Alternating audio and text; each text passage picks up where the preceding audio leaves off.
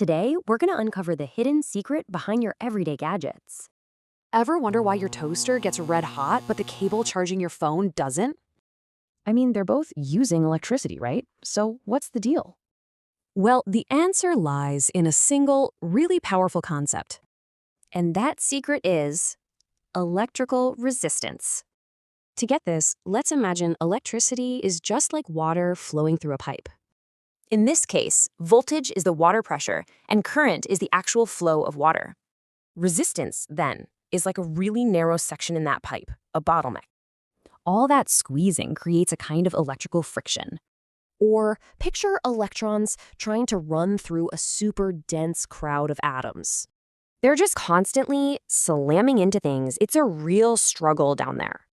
So what does all that microscopic chaos and friction actually create?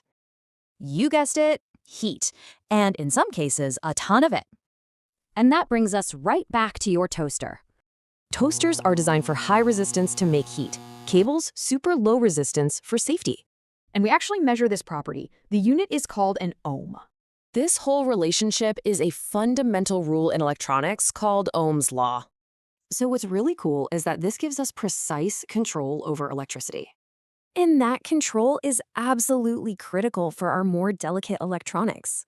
On circuit boards, you'll find these tiny bodyguards called resistors protecting everything. So from fiery toasters to cool phone chargers, it's all about mastering that flow. So now you know the secret. What other things around your house are secretly masters of resistance?